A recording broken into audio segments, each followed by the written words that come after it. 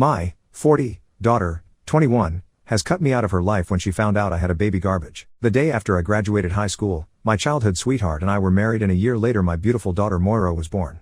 When Moira was 6, I got pregnant again, but it was an ectopic pregnancy that eventually needed surgery, which included removing the fetus and part of the fallopian tube the fetus was growing in. Moira didn't know I was pregnant at the time, only that mommy had been sick and needed to be in the hospital for a little while. 3 years later my husband left me and it was just Moira and me. We were always very close, so much so that Moira sometimes called me Lorelai because we were just like the Gilmore Girls, just not as much witty banter.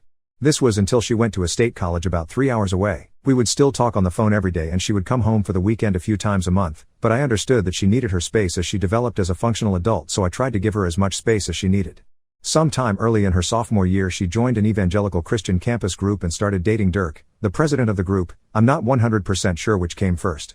This put a chill on our relationship as I go to church on Sundays at a community church that is rather liberal in its theology and generally have a live and let live attitude towards others.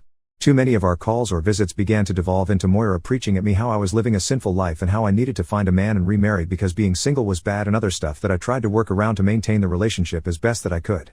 That spring semester, the virus shut down her school, but instead of coming home, Moira moved in with a neighbor of Dirk's family, which was about 700 miles away. Our conversations went from daily to maybe twice a week and were shorter as well, as if Moira was impatient to get the calls over with. Our text messages were also almost exclusively one way, me sending her all the weird stuff I always did and her mostly just replying with one word or something like that. That summer, Moira told me she was dropping out of school and she and Dirk were engaged and they'd be building a life in Dirk's hometown. This was pretty rough news for me, but I do feel like while I tried to push back gently, I was as supportive as I could be. The wedding was in October of that year and it was a lovely event, although I felt like most of Dirk's family and the folks from his church treated me like I was a space alien. That was also the first time I had ever seen Dirk in person and spoken more than 5 words from him, and the majority of our conversation as the wedding was winding down was him encouraging me to switch to a better church for Moira's sake. After a few months, calls started to come more frequently from Moira. She was clearly struggling with adjusting to being married and not really knowing too many folks, although she always insisted that Dirk's parents and siblings and the church folks were super nice. But she wasn't working and she wasn't in school, and I think she was going a little crazy with boredom. I was sad about this, but also selfishly happy to hear from her so much, and our conversations skirted theology and I didn't offer her unwanted advice, but we kept the conversations mostly light. Moira was looking forward to having children. Dirk wanted a big family, probably in part to give her more to do, but it seems that they were having difficulty conceiving. Moira told me that Dirk blamed Moira and refused to go to a doctor to check on his swimmers. It seems like his answer was to just have intimacy as often as possible, whether Moira was in the mood or not. Again, I tiptoed around the subject, and just tried to be supportive and only offered advice in areas that Moira specifically asked me for. I knew telling her what I really felt was only going to get her mad and it would be unhelpful. About 6 months ago Moira stopped complaining about how brutal it was to try and get pregnant, and even though she didn't say anything, I knew that meant that she was.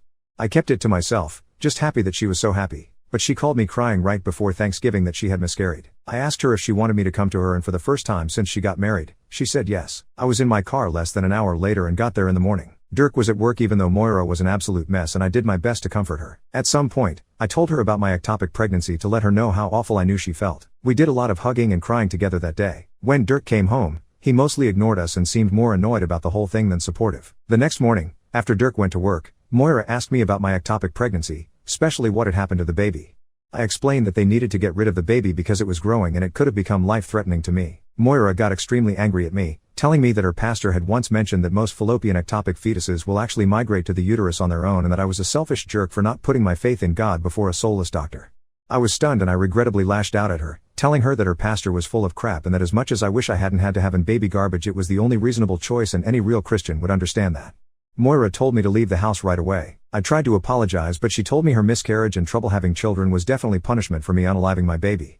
I fled the house in tears. Since then, Moira doesn't answer my phone calls, texts, emails, anything. I found Dirk's work number, but he told me to never call again and hung up on me. I was so depressed, but I am in therapy and on medication and found a Facebook group for parents who have lost contact with children for religious reasons, so that has been a little helpful.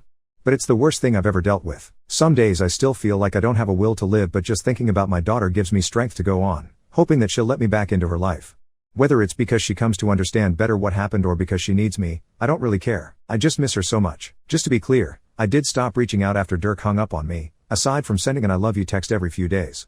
Probably Moira blocked me, but if she hasn't, or if she ever decides to unblock me, hopefully she'll just know that no matter what decisions she has made, I'll always love her.